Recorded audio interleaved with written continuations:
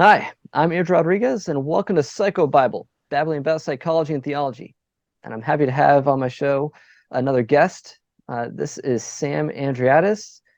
I had the pleasure of meeting Sam several months ago. I got an email out of the blue asking if he can take me out to lunch, and I never I think I might have heard your name once before, a while before, and but I wasn't too familiar with you and your work. But share a little bit about yourself, and we actually have some interesting connections in that well, you used to minister in New York City, so I got some New Yorker roots. My dad grew up in Brooklyn. My wife's from Brooklyn and Queens, and but even more funny to me is that you somehow ended up in all places, Quarryville, PA, which is where I grew up most of my life, and were even for a period pastoring at the church that was just down the street from where I lived. And now you're also pastoring a church in Phoenixville, right where uh, University of Valley Forge is, where I'm the campus counselor. So I was uh, just fascinated by those connections. And so I met with you and your wife, and we had a great lunch together. And then not long after, you asked me to read the manuscript for your book that just came out. I'm All right. really pleased to be here in the Psychobabble studios. It's a real honor, Andrew. Yeah. Thank you so much for having me. And it's great, very glad to come and talk with my friend. Yeah. And like I said, you had the book that you just wrote this year, and I had the honor of reading the manuscript, providing some insight, and giving an endorsement. And so actually, I gotta say, it's kind of cool seeing words I wrote in someone else's book. Yeah, like so. You got my endorsement in the book and on the back cover, and so that's a first for me, and that's pretty cool to see. And I'm happy that this is my first book to have an endorsement on. It's a good first book to be involved with in some way. So, Well, it's very kind of you. Thanks. and the book is across the kitchen table, talking to Okay, your teen about trans. So, right. um, can you just share a little bit more about your background and your work as a pastor and a minister in the LGBTQ space and how that helps inform what you actually ended up writing a book about? Sure. Yeah. Well, I became a pastor of a church in Greenwich Village in New York City in 2002. And right from the beginning, gender issues were front and center for me there. I'm not, I don't think I'm a terrific pastor, but the context forced me to really go deep in walking with people and to understand this issue deeply if I was going to be useful at all to people. So I Mm, remember I took one of my elders to well, what we called them in those days were transvestite parties. mm. I told him to show up at midnight on a certain street corner, and he said, "Okay." he, was a good sport. His name was Elliot. He has this guy from Texas, and he came with me. We went to this transvestite party just to talk to people about their experiences, what brought them to a place where they really wanted to cross dress and adopt a complementary gender identity. And we learned a lot. It was an interesting evening, but eventually I had to go, Mhm. and um, we were starting to go, and they were saying, "Oh no, you can't go yet. We haven't had our show." Oh my And gosh. I said, it was a Saturday night, right? And it was two or three in the morning. I'm like, well, we have church in the morning. We can't stay for the show. And I remember one of the characters, he took out a cross that he was wearing. He said, "Oh, you go to church?" Mm, He said, "Will you pray for me? Will mm, you pray for me?" And I said, "I absolutely will pray for you. In fact, I'll pray that you will show up at my church." Um, and that experience just showed me, I kind of walked away from that night seeing where American culture was going to go. mm. And also with the confidence that God is always dealing with people as they have these different struggles. So I ended up founding a ministry while I was pastoring that church called Higher Ground that disciples folks with unwanted same-sex attraction who want to follow Christ. And it's been going on for about 15 years now. I learned so much from that. I also did some doctoral work on the significance of gender in marriage. When I got my DMin, I gathered a cohort of guys with same-sex attraction history who then married Christian women, and I interviewed them and just learned a lot from these guys who I feel are heroes in the church. Mm-hmm. So all along there, I've just kind of been involved with these different gender issues as a pastor. And your past books, can you share a little bit about what you've written on in the past, and also about your website? Oh, sure. Yeah, I might even have copies here. So yeah, in 2015, I turned to kind of all this gender work into this book, which is called Engendered, God's Gift of Gender Difference in Relationship, to help Christians, people who read the Bible, really understand why God has commanded some of the things he's commanded in the scriptures, to go beyond just giving proof texts, to try to give a theological understanding of why we've been given this gift. What is gender? So that started things off. And then I had, at a certain point, I had two of my kids married and two kids who were just beginning to date. And I wanted them to have good advice. So that came up with a second book called Dating with Discernment, 12 questions to make a lasting marriage. But really it was taking these principles and applying them to the beginning of a relationship, how you should conduct the beginning of a relationship. And I told my daughter that she wasn't going to be able to have a successful date until I finished this book. She didn't like that. But that's the way it happened. Actually, she didn't really have a good dating experience. And I finished the book. She ended up reading the book with her date, the guy she was dating. And oh my gosh, he must have sweating bullets. I better read her dad's book. Well, it worked though. He's now they're happily married. I'm really happy. But like my life is complete. My daughter and her fiance read this book. Well, tell me about your website. Oh yeah. So affirminggender.com is the website where I've been going for just a number of years now to give commentary and exegesis of the culture and the scriptures, and how to interpret these ideas about gender in the culture, in the church, and that's kind of a resource that people can use. I've categorized the different posts, and it's just another way of kind of getting the message out. Yeah, and just a funny side note, like you came up with this name years ago before gender transitioning surgeries got renamed gender confirmation, and then gender affirmation, and all this gender affirmative care started up. Absolutely. I came up with it first. It's my name. Well, even I'm not sure if you're familiar with Arthur Goldberg. He used to run Jonah in New Jersey, and so he would advocate for gender affirmative care, but he meant it in the way that you mean it. That it's like gender affirmative service. He thought that something that would affirm people in their masculinity and their femininity, and as a man, as a woman. Now that's being so distorted. It's like even the book he wrote, you have to like do a little reinterpretation whenever he uses that term. So like, I know what he means. People have told me I should change the name of the website. I actually asked my readers. I put it up. Okay, give me who thinks I should change it, who thinks I shouldn't. And it was actually a fascinating discussion. That's on one of the posts there where I asked that, because some people thought, yeah, you really should change it. People misunderstand. Other people thought, no, this is what you're affirming gender. You're doing what you're doing. Let them come to the site and see what you're about. So I think keeping it, because you might actually get people who are looking for the opposite, but hey, it brings them in.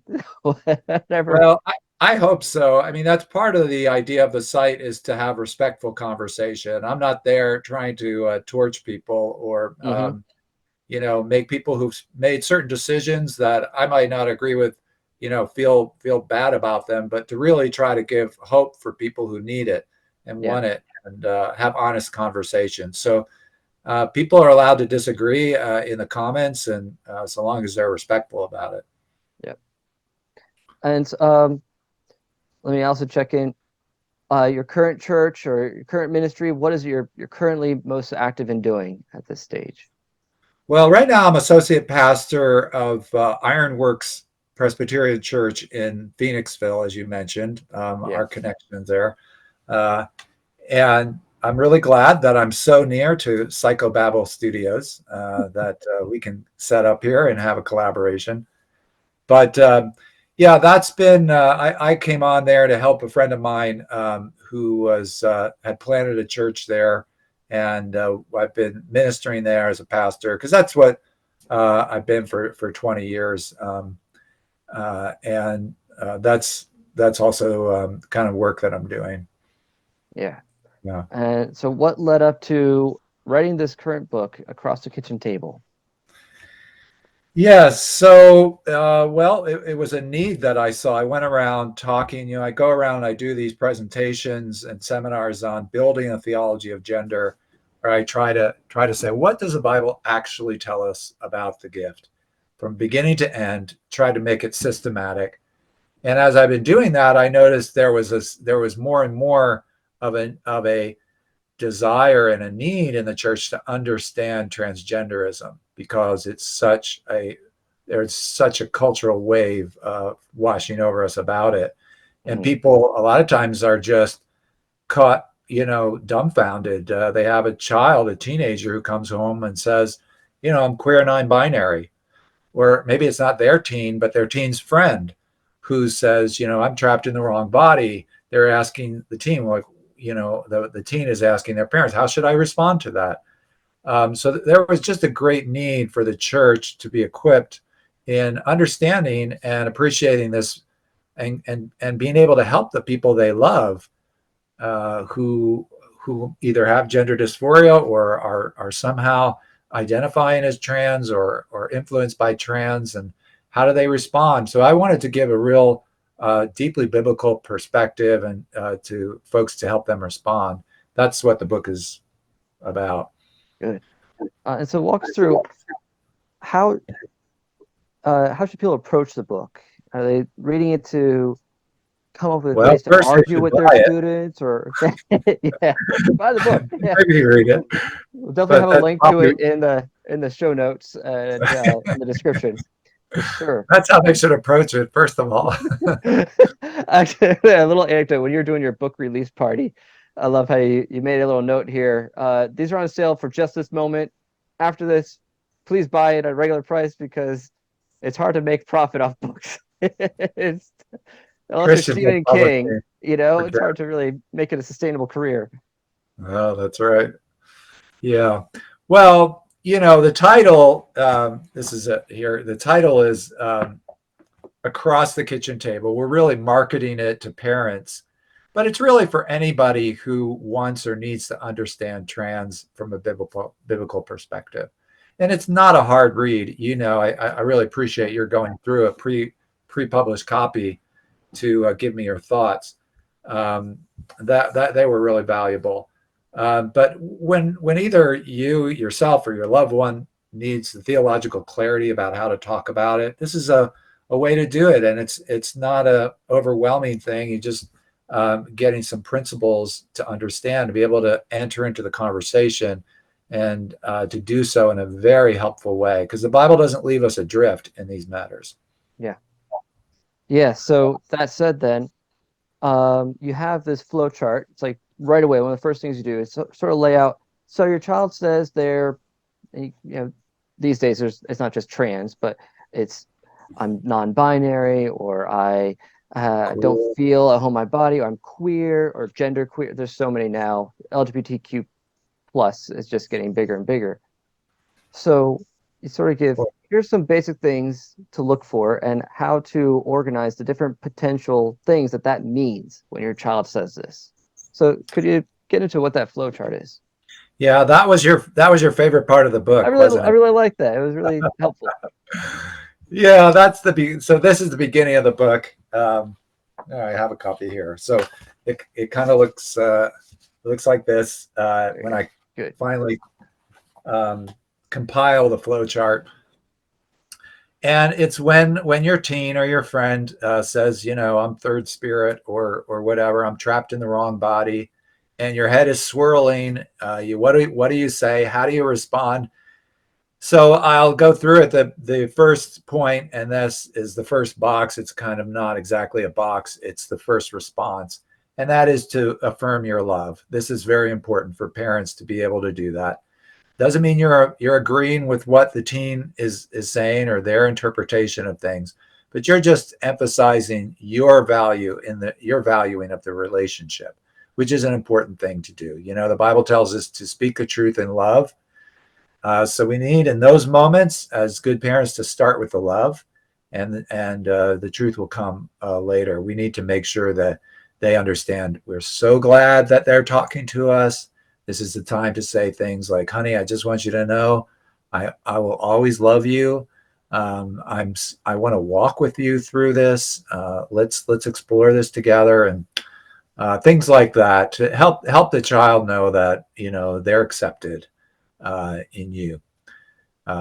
So that's the first thing. But after that, we need to try to understand what's being said. Like, what does that word trans mean when it's coming out of your teen's mouth? Mhm. And I say there are actually, I think, 4 or 5 boxes that you could be operating in, different categories to think in. And I lay these out just to help folks have a framework to say what box am I in here, or my loved one, where are they talking from, what's the issue. The Mhm. first one is, and it's more and more prevalent, is just the craving to fit in. We all have a desire to fit in with our peers, but for teens it's visceral. It's like it is the important thing. You want to be cool, you want to be accepted by your peer groups, just in a vulnerable time of life. And so for some people who say, I'm trans, it's not because they have gender dysphoria or some kind of alienation from their body. It's just because they want to fit in. And if it's Mhm. become fashionable in your neighborhood to go trans, then you might not want to miss out. And that's where you get they're using the term these days, rapid onset gender dysphoria, which isn't actually a gender dysphoria at all. As you know, it's really what every parent of a teenage girl knows, which is that friends can create certain conditions by just talking and commiserating together. So if that's your box, if that's where your teen is coming from, then the solution is as it's been from time immemorial, to realize that the teen years are a battle for the heart of your child. And Mhm. that's what you get over and over in the book of Proverbs is, my son, don't go with their counsel. Don't go over there with their, stay with my counsel. And you're battling for their heart, but that's the teenage years. Yeah. Now, if it's not just a desire to fit in, then what you're dealing with, the second box I suggest, is a lurking comorbidity, as I call it, which is just to recognize that often a alienation from your body or a cross-gender desires go along with other disorders that are really being masked by the cross-gender desire. Like autism is something that is often goes along with a desire for cross-gender experience, or there are other disorders like anxiety disorders. Certainly, things even very serious like schizophrenia often have are connected to a desire to be the other gender or be in a different body. Yeah. If that's the case, you likely know it. If your child has a more serious condition, disorder, you probably know it from living with them. And the important thing to note there is that you not let the other condition hide under the gender dysphoria they might be Mhm. expressing. Like I tell a story of a guy in a book who he had this disorder. And when the trans craze hit, he was like, "This is the solution. This is the answer." And so he started to go on hormones for about a year until he realized, this is actually not addressing the underlying problem. Yeah. So he was wise enough to desist at that point. But that's the second kind of category. Now, if your teen or your loved one is experiencing a true body alienation, they truly have come to view their body with contempt, um, then you need to look carefully at what has caused that. And Mm-hmm. it is almost always an earlier trauma, and you need to address the trauma. There's one friend, my friend's daughter, who came home from art school. She's an artist, so she's already prone to, think outside the box. But she came home and she had had a really disturbing experience on a date where a guy had done something and it really disturbed her. And, she ended up saying, "I'm trans," and unfortunately is trans today. And if you trace it back, if somebody really wants to dissociate from their body, it's because there's something that's caused them to hate their body. Yeah. It could be childhood sexual abuse. It could be physical abuse. It could be less serious things that still result in a trauma for a person for some reason. Could even be Like, vicarious trauma, be witnessing trauma or perceiving aspects of sexuality or aspects of your body as being painful or as being intolerable. And yes, so just the viewpoint can be traumatizing in some way. So yeah, especially to sensitive souls. yeah, I Uh, was going to add that highly sensitive people can end up having a reaction that most other people are like, no, that don't make no sense. And so for people who don't realize that, well, they are pretty sensitive, they'll just think this must be legit. They must actually be trans or must actually have an issue with this. Not realizing, well, perhaps just the way they're filtering their experience increased their reaction. yes. And unfortunately, the current method of treatment is to ignore the past experiences that might have contributed to this condition. And it's just to say trans, Hmm. and to go into these other treatments. And that's why there's been other psychologists who've had a lot of success in dealing with gender dysphoria by understanding the kind of the root cause underneath. And actually, if I'm not mistaken, the book right behind you, the Evans book, Yeah, that's right. That's what they come up with over yeah. in England. So that's another, anyway. That's another box we could talk about. Um, then the next box is what I call activism, Mm. and that's just acknowledging that people, especially in their later teens, often have a desire to really save the world, to really make things right. And that's a good thing. That's a God-given desire that they have and drive to fight injustice and fight oppression.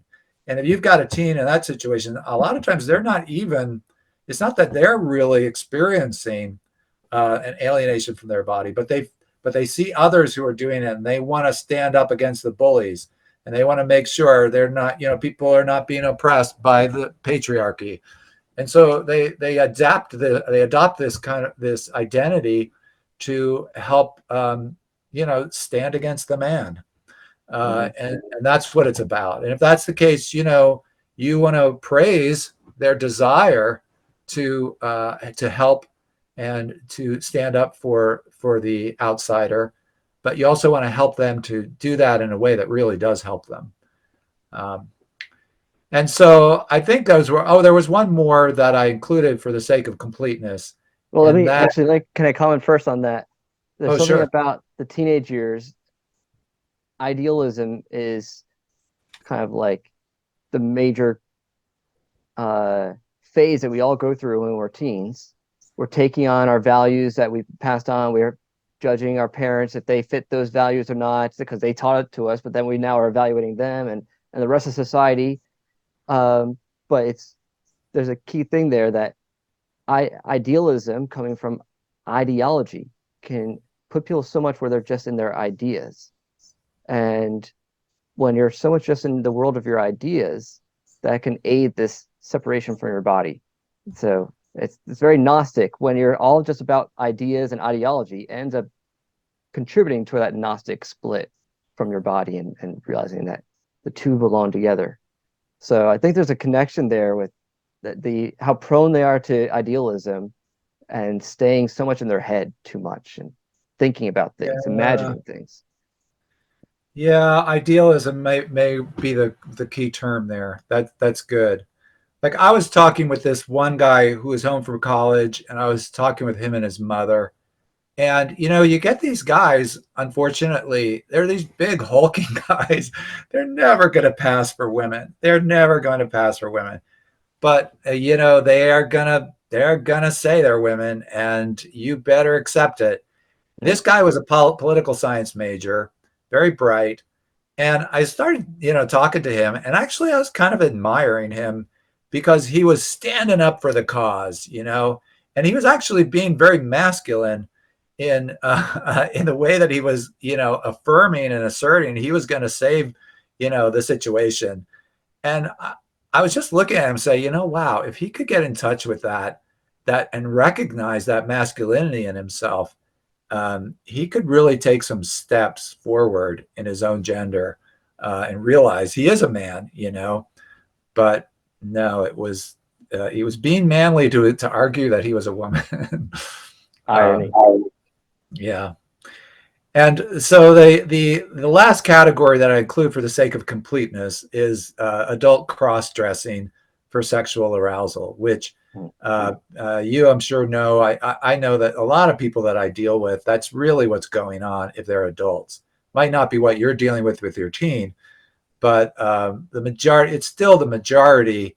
The main reason that people cross-dress is for that kind of arousal. It's not. Autogynephilia. That's right.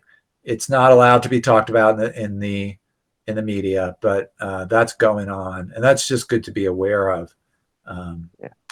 But these So are you the sort of categories.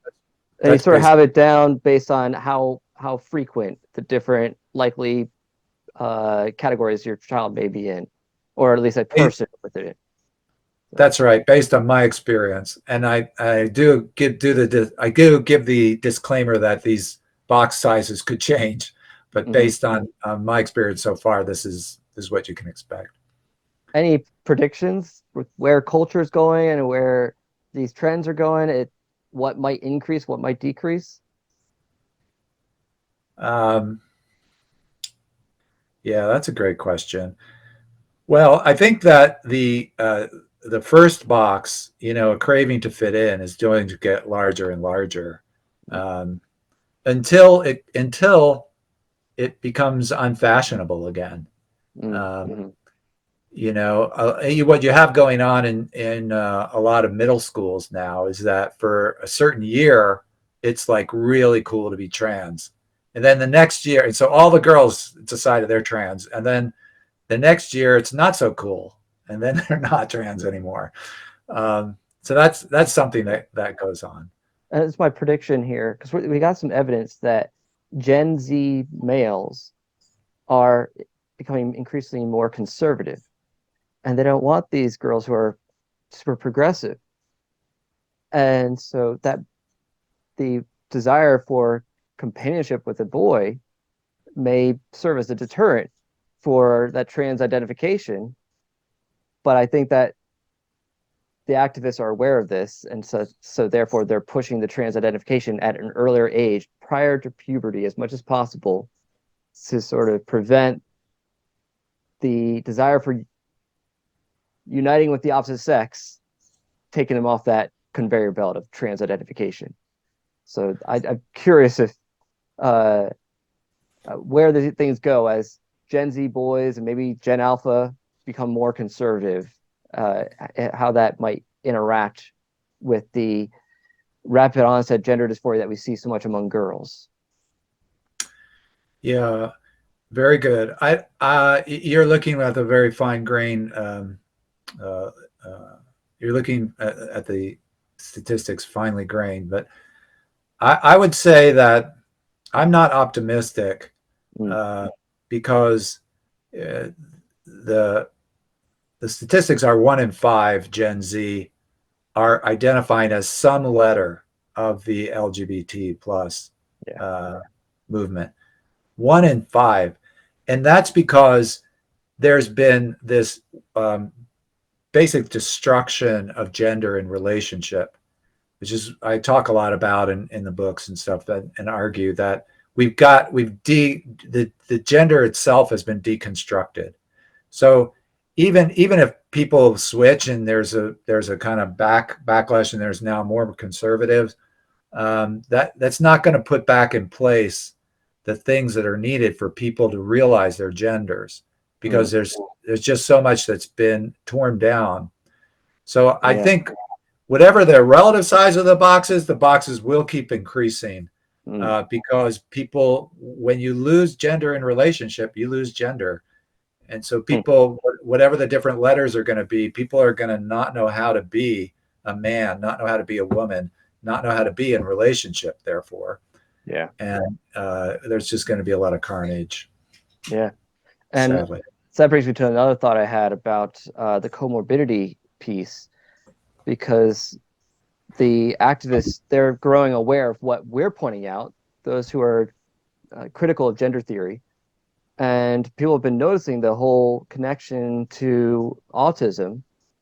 And so they've been talking about it more. And I've been hearing from activists. And so I got, like, for example, I got a client or I'm working with a mom and dad, and their daughter has come out as trans. So I have another therapist who's seeing the daughter, and um, their daughter actually wants an autism diagnosis. She doesn't have an autism diagnosis, but her motivation is, if she gets the autism diagnosis, she thinks it'll actually help validate her trans diagnosis because of the co-occurrence of the two.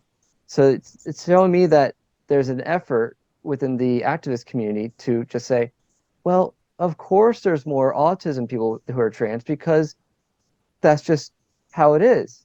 There's just more autistic people are trans.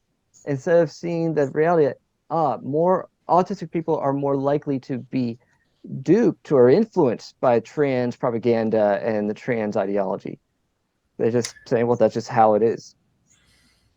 Yeah, it's easier to do that with autism because you could be high functioning autistic, you can be Mm-hmm. on the spectrum, and there's some nice qualities. But for other disorders, that are personality disorders or psychological disorders, it's harder to make that case, like, Mm. because there's something wrong. I mean, Yeah, they have to acknowledge there's something wrong. So there's something wrong, and trans goes along with it. That's not as good a look. yeah. Yeah. So what would be, you already gave the first one, first initial response from any parent. We love you. Nothing's ever going to change that. We'll love you no matter what.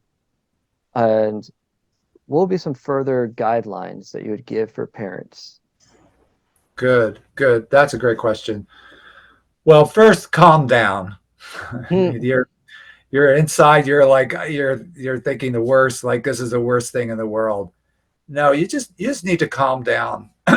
If you're an experienced parent, that that's the name of the game with parenting. You always think that you get it down, and then as soon as you think you got it down, the whole game field changes, right? You think you got it with 2 year olds, and then all of a sudden they're four. It's a completely different set of problems, right? Or you got the quiet years down, then all of a sudden they're teens, and you're like, wait, where did my sweet kid go? So the first thing is to calm down. There's a way through it. And there are a lot of stories. I try to give stories in the book to help people see. There are a lot of people, parents who are able to help their kids walk through this and bring them back. Hmm. You don't hear about those stories in the media, because it contradicts the cultural narrative. But you should look at this, if you're a parent, as your chance to renew your relationship with Hmm. your child, because the quality of your relationship is going to make the biggest difference in what happens next. Mm. If there's been some fraying in the relationship, or it's not what it could be, use this as an opportunity to say, okay, we need to really get back with our kid and understand them, walk with them, come into their world with them. That's what God's call to you is in this, and you can make a big difference. And I would say there are also biblical principles and stories to help you talk, and I mean really talk. I mean honestly talk uh, to the heart of the child and understand where the child's heart is.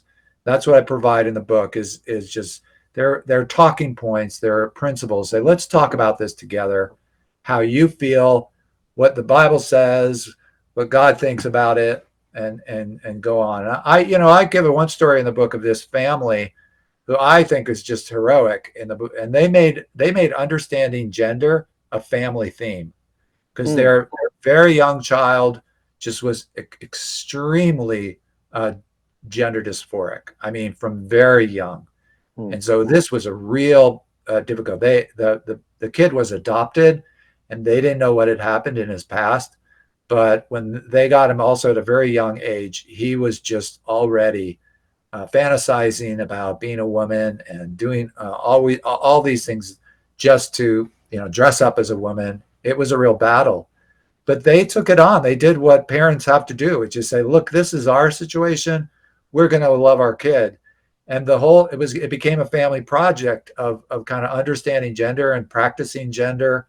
Mm. And I'll tell you today, the guy he's still a guy, and he looks back with great gratitude that his parents didn't just, you know, they actually picked up the phone at the time and called for help. And a Christian psychologist told him that they should start, with hormone, start allowing him Wow. to cross dress and do puberty blockers, all the whole works. But they didn't.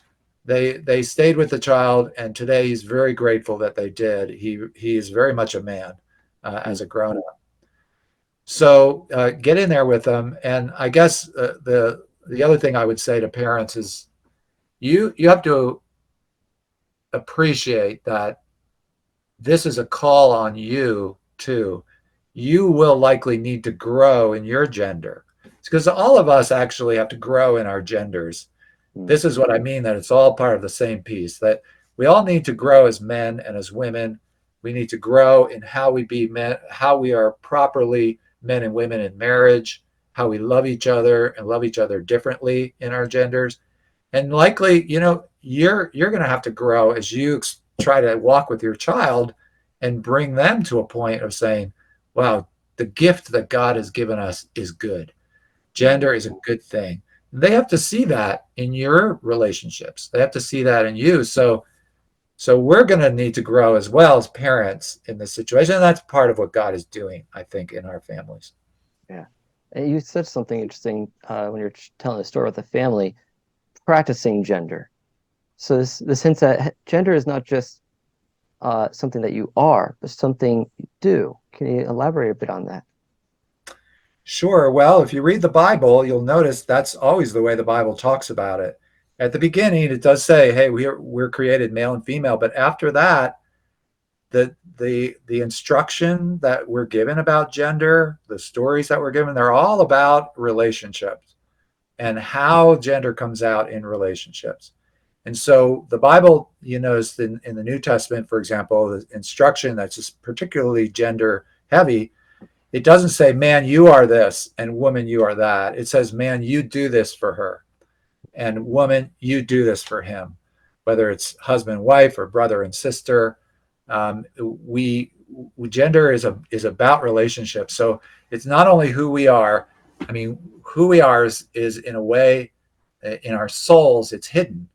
We're taught about it through our bodies. Our bodies are a sign of it, of who we are, as John Paul II would say. But it goes very much into our identities, and so that has to do with how we love each other differently. Mm. So that's very much what gender is about. Yeah. And I think there's a key thing here with fatherless epidemic. Uh, the dads who just are not involved. we know with same-sex attraction how much a role that plays in boys in their younger years. But what I've also been telling people is girls need their fathers, especially in adolescence. That's where dad plays a more critical role. He's more salient to the girl at that age, more salient to the boy, age 3 to 5. And throughout life, girls definitely need their dads at that age to help affirm them as a girl, affirm their gender, and draw out her beauty and showing delight in her. Very And true. I'm gonna actually throw in a couple of tidbits here. So to help give parents some ammunition as maybe they're hearing some of the arguments from their child who's picked up on things from the activism and the different uh, gender ideology talking points. Uh, you had a couple of gems I wanted to highlight here. Like one of the things early on, you mentioned that one of the talking points is that the Bible doesn't understand trans issues, and that they're ignorant of these things. This wasn't an ancient phenomenon. And you point out that actually that's not quite true. No, yeah, it certainly isn't. And I go back a few millennia um, to ancient Uruk, um, and talk about what was going on there, because I actually get this. Uh, I've got this a number of times when I've gone around at different conferences, and people think that you know the biblical writers didn't even have the categories for what we understand now as Mm-hmm. transgenderism. Like they didn't have the term gender dysphoria, and they also didn't have these experiences that people are talking about now. So how could they even address what we're trying to address? And so I go back and talk about how there's, well, I start with Deuteronomy 22, which hails from the second millennium BC, and there's a quite explicit instruction, a law for the Israelites, that a man should not wear women's clothing and a woman should not wear man's clothing.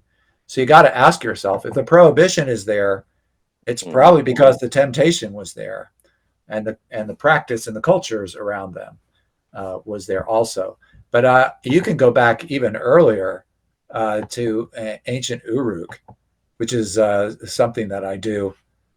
Yeah. And I talk about how um, the um, the cult of Inanna, that's kind of known in Akkadian as Ishtar, but back in Uruk it was Inanna.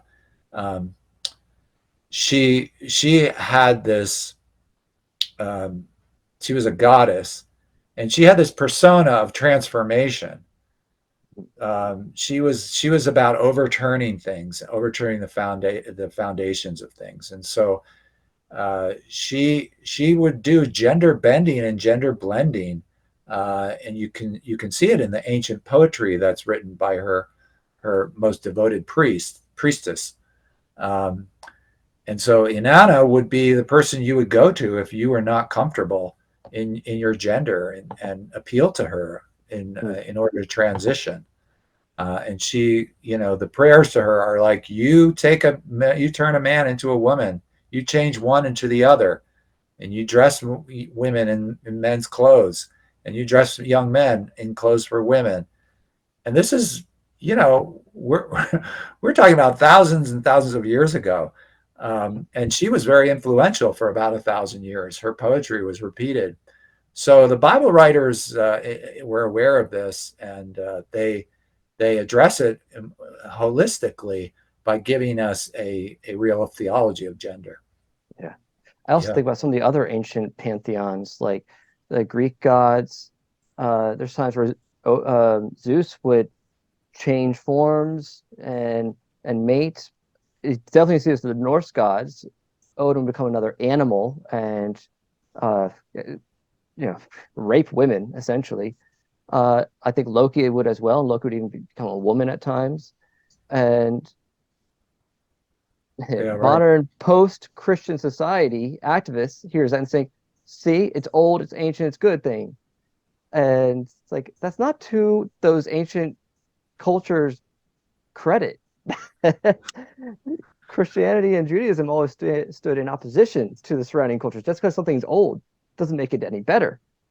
So, well, they often have a very romantic view of what it would have been like to live in that culture, and they're like, "Oh mhm, yeah, praying to the trees, isn't that nice?" But it was brutal. It's important to point out some of the other aspects of that culture, that what it would be like for a woman, especially, to really live in that culture. It wasn't mhm. pretty. Yeah, yeah. That's why you see, I think that stirs on this whole pagan trend. Everyone's trying to become pagan again. The irony is, I guess if you really want to reconnect with old pagan roots, convert and become a Christian. I've seen a meme about that because the old pagan cultures they converted to Christianity at some point, so it'll come Yeah, back that's around. right. Yeah, there's a reason they converted to Christianity. Hmm. There's Yeah. another tidbit I really like too when you were talking about hair dye, and Jesus is talking about let your yes be yes, your no be no, and you gave a really good insight there that I think most other people just totally have overlooked. So I want to give you an opportunity to elaborate on that one. Sure. Yeah. Well, this is one of the points. All these have to do with talking points for with your team, and one of the things that you'll hear is underlying what they're saying is the belief that they can change who they are, that they can change aspects of their identity, so that even though they have a girl body, they could actually change to be a boy, or vice versa. And you want to be able to help them see where the Bible might contradict that. And Mhm, one of the places is on the Sermon on the Mount. I give the example where Jesus is talking about oaths and not swearing oaths. We don't we acknowledge that this is like the um, the apex of Jesus's moral teaching is the Sermon on the Mount. But this doesn't get a lot of attention, um, mhm, but it's very important because Jesus is giving us a principle when he's talking about not swearing. He says, so "Don't swear by heaven because it's God's throne. Don't swear by earth because it's God's footstool. Don't even swear by your own head because you cannot make one hair white or black." And the reaction of people nowadays is to think, well, he's a little dated because actually we can make a hair white. I can go to my hair dye, my hair specialist, and my stylist. I can get my hair changed literally from white to black, to look younger. And so we think that Jesus, maybe he has some good teaching, but we've moved on in this case. But actually, if you look more closely at Jesus' teaching, it's always more to see. And in this case, that's the case. I give a quote from one of the church fathers that is railing against using hair dye, just to help people understand that hair dye was well known in the ancient world, and Jesus would have known about hair dye. People could use hair dye. So then why would Jesus make this easily contradicted statement? But actually, if you look at it, it's a perfect illustration of what he's saying. You could change a hair from white to black for a while, mhm, but it's going to turn black again as your hair grows. I mean, it's going to turn white again as your hair grows. And so it's something that your hairstylist loves, because you're going to be back for more treatment, because if you don't, your roots will start to show. mhm, So that really illustrates what Jesus is saying, which is that the reason you shouldn't swear by things is that you don't have control over them. You don't have control over heaven or over earth, and you don't really even have control over who you are. That's something that God has given you, and he's hair your hair is, as much as you might try to change it, it's really not going to be changed. It's going to go back to how it was, where there are certain limitations that God has given us in his love, our stature, and our gender and our hair color. We might want to be a permanent blonde, but we aren't, and this is something that God's given us in his love for us. He's given us both strengths and limitations, so that in our limitations we might come to him and cry out to him and say, you are my God. So that's a great illustration, just to help someone see that, you might think you're having all of these doctors tell you, yeah, you can change. You really can't change certain things about you that God has given you in his love. So let's talk about why he's made you that way. Mm-hmm. It really is a really good illustration, because you do have to keep applying that hair dye, just like you have to keep going back for the hormone treatments for the rest of your life. You're going to be a medical patient for life, and it's a lot more expensive to yes, to try to transition. Oh my heavens! And you're constantly fighting your body for the rest of your life, because you're introducing wounds. You're depressing your immune system, so you're constantly having to take hits and rectify the fact that you're not willing to admit your own limitations. So one of the other things that really stood out, and I think is a good takeaway for a lot of people, is when you talk about the James pregnancy model for understanding temptation and sin. And this relates a lot, not just to the trans issue, but also same-sex attraction. That's the whole conversation has been ramping up within the church, especially the conservative evangelical world, about how should we view the attractions themselves. And you make a good point that desires are not morally neutral. And so can you just state that case there briefly? Yeah, thank you. I think that James really introduces clarity into that conversation you're talking about. Like, is it sin? When is it sin? And he just breaks it down and says, it's a lot like pregnancy. If you believe that life begins at conception, and I hope we do, then you need to realize that something going wrong in our desires begins when our desires come into union with the wrong direction, that they start going in the wrong direction. And so the way that James describes it is that there's a gestation period, but it begins when we come into union with wrongly directed desires. Every desire has a direction. I say, especially for teens, I use a physics example that they might be learning in physics class, that there's always a vector. A vector always has a magnitude and a direction, right? You've always got to specify both, right? And human desires are like that. They're vectors. So there's always got to be there's always going to be a direction to your desire, and you got to ask, which direction is this desire in? Is it taking me toward what God says is good? Is it taking me toward the covenant that he's given me, or is it taking me away from it? And that's the first decision to bring clarity. And then what the pregnancy model that James gives us helps us to understand.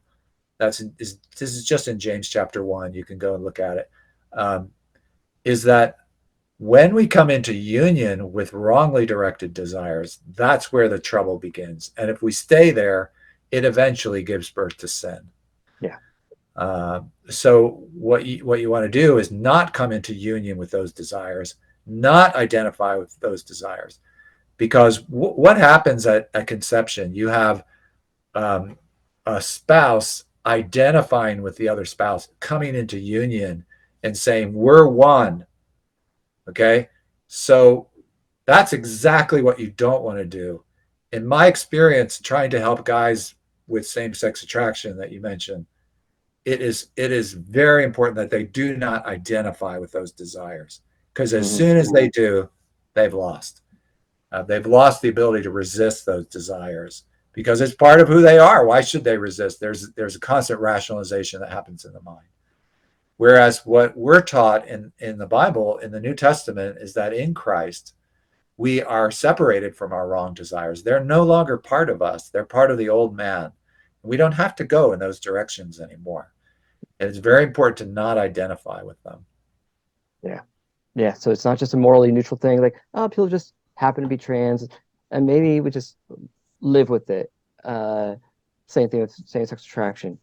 And so it can feed this sort of passive attitude toward transformation and healing.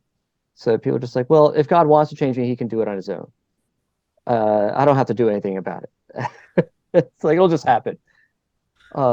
We have a responsibility when it comes to even our feelings and our thoughts and our desires. Yeah, there's a putting to death.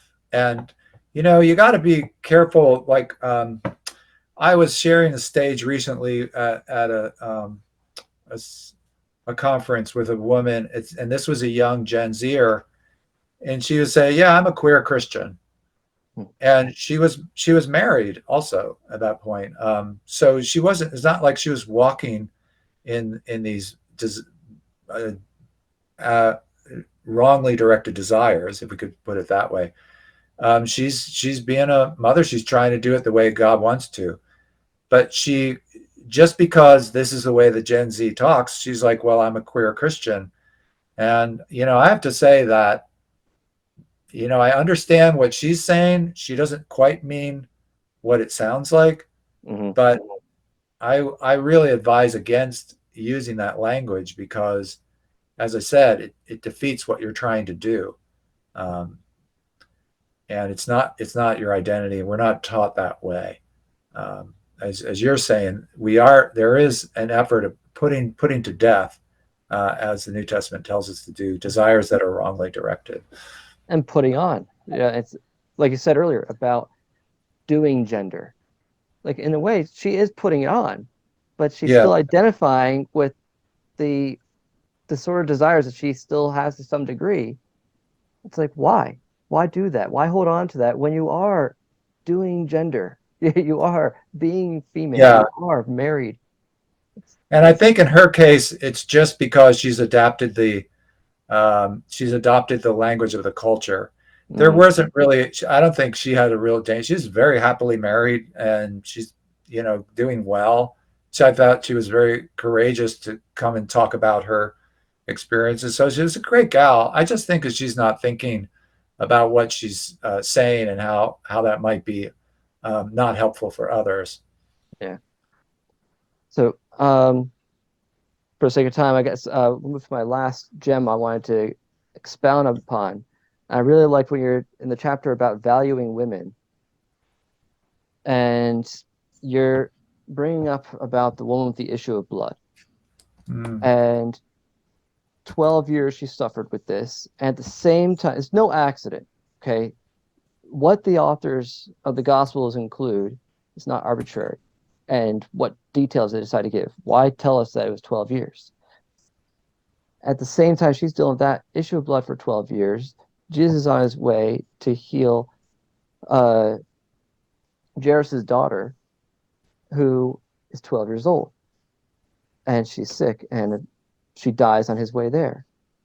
And so you make a really interesting connection there. So I don't want to give away all the gems. People buy the book, but this is why I had to give you an opportunity to share about this one. Oh, yeah. Well, yeah, the Bible has a lot to say that really helps us understand our masculinity and our femininity, and how much Jesus cares about that and cares about us at every phase of life. And it does take a little bit of kind of looking at the passage, and so yeah, it is good to go through it in the book so people can see what's he talking about. It's a little bit weird to just try to explain it. But there are these details that the gospel writers include and the order in which they put the stories that helps us see, when you really look at it, what's going on is that Jesus is meeting the needs of women at every phase of their lives. And that's really the lesson that comes out, by these details. Jesus really wants to be there for even your most difficult phases and transitions.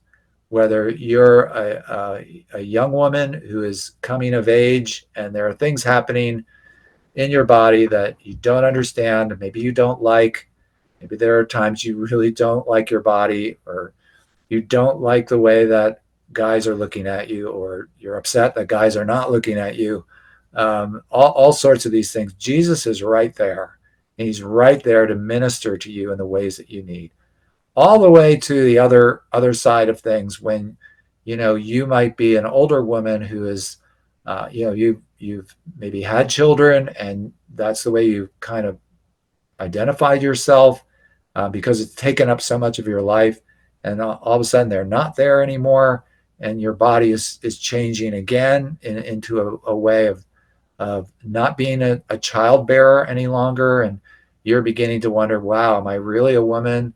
Even in those tender moments, those difficult moments, Christ is still right there, and he is there to minister to you and help you, affirm you as a woman in all of those cases, um, and to value you. And this is just so important for our women to understand, in our churches, that God is seeing what they're going through, and he values what they're going through, and he has a place for them, and in the kingdom. It's just so important. Yeah.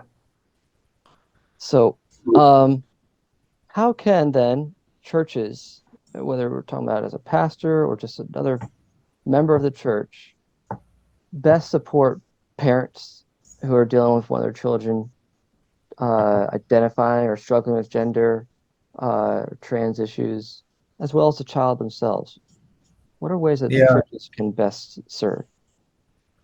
yeah, I think that's an important question. I'm glad you asked that, because this is speaking as a pastor. Pastors need to make sure their churches are welcoming to people with the trans pasts whom Mm, Christ is calling, because he is calling them. And we're going to experience a deluge of people whose lives have been affected by this, and come to realize it's not the answer. There's really no way to know how many kids in America have been put on puberty blockers, mm, but we do know that in 2008 there was one pediatric gender identity clinic, in the U.S. 2008 there was one. In 2021 there were 65. So more than one per state.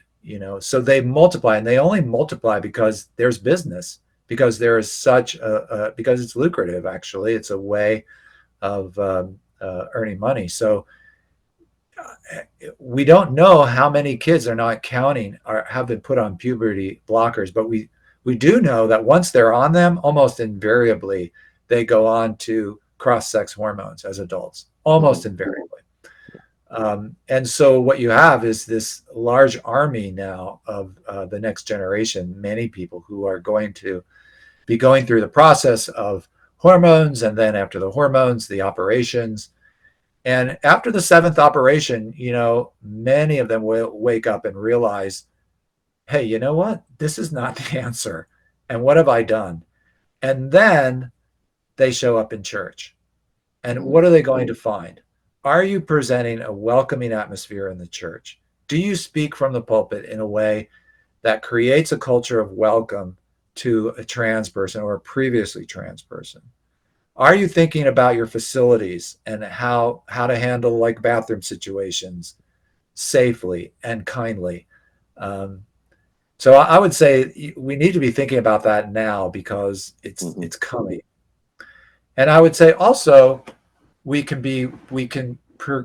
create the environment I think the Lord would like us to have if we recognize it takes time to change a life.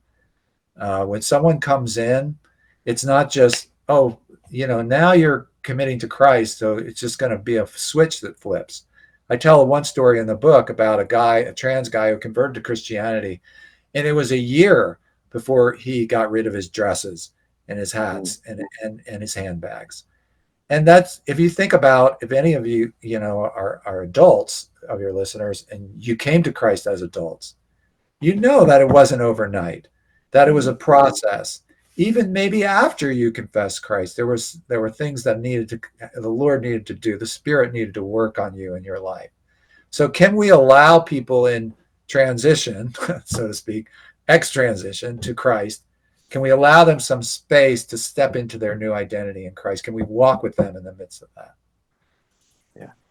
And I And guess the also, last go ahead. Yeah. Well, I would say one more thing on this point. I appreciate all this time. This is really, luxurious to be able to take this amount of time. I really appreciate you for I it. appreciate it. Yeah. But yeah, I would say that we need to realize that God is doing something in Mm, allowing this barrage from the culture. Jesus mm, Christ is in charge. He's always been in charge. And so what he's doing for the church is helping the church, I think, pushing the church to more deeply understand the gift of gender in the mm. scriptures, in their experience. And so if we're open for that, then it changes our attitude toward people that Christ might be drawing in our midst out of these situations. Yeah. When I look at the stats, depending on which poll you're looking at, some of the stats 25 to 40% Gen Z identifying LGBT. It, how many of them are legitimate body alienation?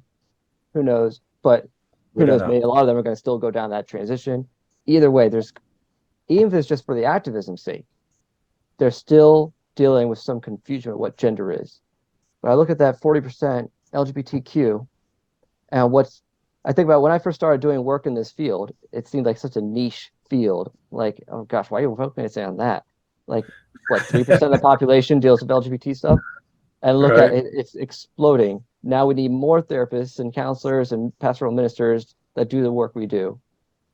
And so And I I just am look at, so glad you're doing the work that you do and so courageously. So let me praise you for that. I appreciate I'm it. really happy about that. And Well, I look at that and I just see it as that's our missions field right there. And the harvest is going to be very plentiful. But like I said, are our churches prepared for it? Are they ready to have both the welcoming, but also, all right, we need some structure here because it can get real messy when you got people who don't know what bathroom to use, and other ones are going to be uncomfortable with them using certain bathrooms. Like, well, do we have a solution for that? We're going to have to figure that out in advance before it comes.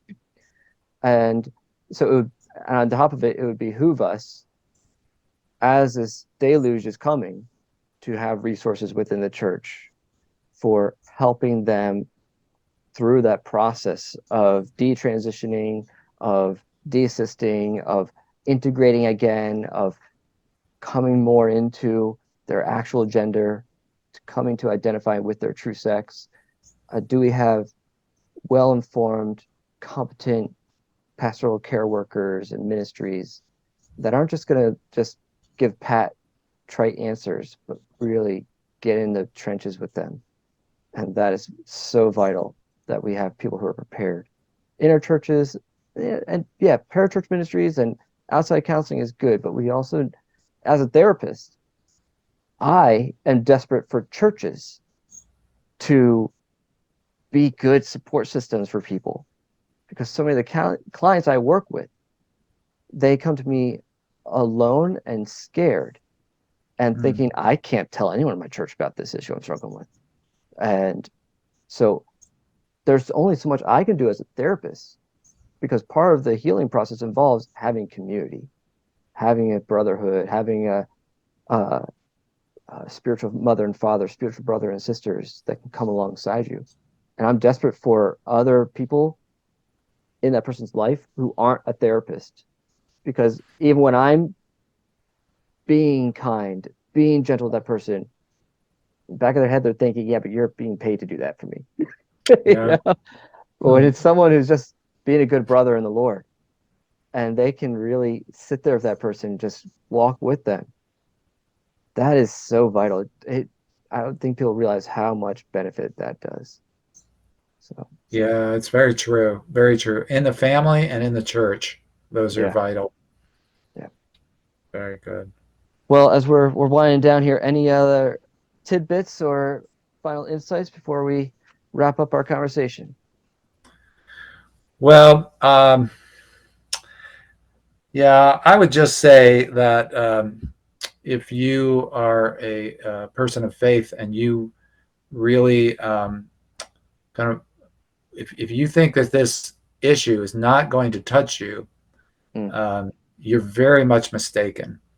If you think that you can just kind of glide by and maybe isolate yourself in your church and you'll just be insulated from it, that's not going to happen. It's coming to a relationship near you, is Mm. what I like to say.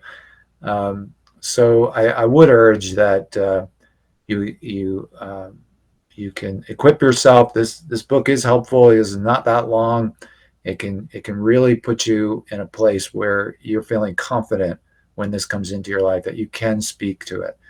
And that's what I hope for the churches, so that we're not behind the ball on this. So the book is Across the Kitchen Table, talking to your teen about trans. Pick it up. Where can people find it? Well, it's on Amazon For for now. now. All right, good. You can get it on Amazon, and it's available in paperback or in Kindle version. Okay, good. Yeah. Well, to everyone else, I hope this conversation was equipping, enlightening, encouraging. Check out Sam's resources, his website, and reach out to him if you have questions. And in the meantime, till next time, please know that Jesus loves you freely, fully, faithfully, and fruitfully.